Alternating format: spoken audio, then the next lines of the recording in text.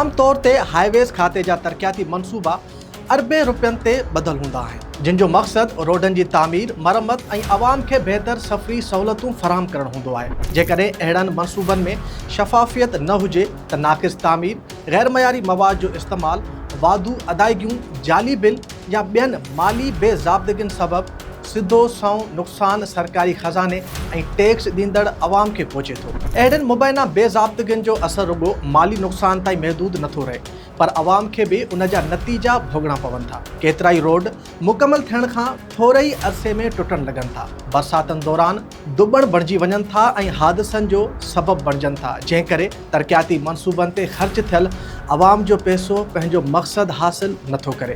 लाड़काने जे highways खाते में बि अहिड़ो ई मामिलो साम्हूं आयो आहे, जिते मुबैना तौर ते सरकारी ठेकेदार पारां वॾे पैमाने ते करप्शन कई वई आहे। अहिड़ा इल्ज़ाम साम्हूं अचण खां पोइ नेब जांच शुरू करे छॾी आहे। हिकु सरकारी ठेकेदार खे जवाबदार तौरु नोटिस जारी कयो वियो आहे, जंहिंखां कंपनियुनि जी रजिस्ट्रेशन, मिल्कियतनि ऐं ॿिए माली रिकॉर्ड बाबति दस्तावेज़ तलब कया विया आहिनि। नेब सखर पारां 11 जून 2026 ते जारी कयल नोटिस मूजिबि लाड़काने जे सूबाई हाईवेज़ खाते जे ऑफिसरनि, अहलकारनि ऐं ॿियनि ख़िलाफ़ जांच शुरू कई वई आहे। नोटिस में इल्ज़ाम आहिनि त सरकारी इख्तियारनि जो नाजाइज़ इस्तेमालु कयो वियो आहे, करप्शन कई वई, सरकारी फंडनि में मुबैना खुर्द-बुर्द थी ऐं माली बेज़ाब्तगियूं कयूं वयूं। नेब हिन जांच दौरान सरकारी ठेकेदार नजमुद्दीन चांडियो खे जवाबदार तौरु नोटिस जारी कयो आहे। सरकारी ठेकेदार खां ॿिनि कंपनियुनि जो रजिस्ट्रेशन रिकॉर्ड, ॼाणायल ऐं अणॼाणायल मिल्कियतनि जा तफ़सील, ख़रीद ऐं विकिरे जा मुआहिदा ऐं ॿिया माली दस्तावेज़ तलब कया विया आहिनि। सरकारी ठेकेदार खां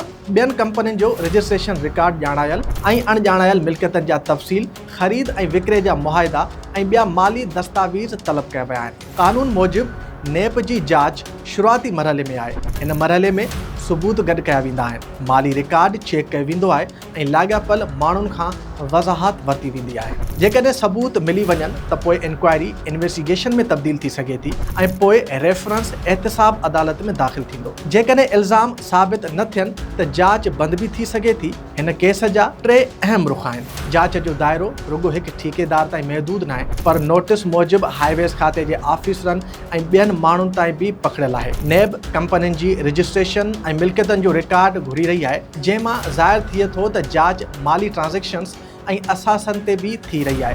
हीउ रुॻो जांच जो मरहलो आहे, तंहिं करे कंहिं बि धुर खे क़ानूनी तौरु ॾोहारी करार नथो ॾेई सघिजे, जेसीं ताईं अदालत सबूतनि जी बुनियाद ते फ़ैसिलो न ॾिए। हाणे ॾिसणो आहे त नेब जी जांच कहिड़ो रुख़ इख्तियार करे थी। छा वधीक माण्हू जांच जे दायरे में अचनि था? छा इंक्वायरी बाक़ाइदा इन्वेस्टिगेशन में तब्दील थिए थी या मामिलो हिते ई ख़तमु थी वञे थो? इन्हनि सभिनी सवालनि जा जवाब ईंदड़ ॾींहं में नेब जी कार्रवाई ऐं अदालती अमल सां साम्हूं ईंदा।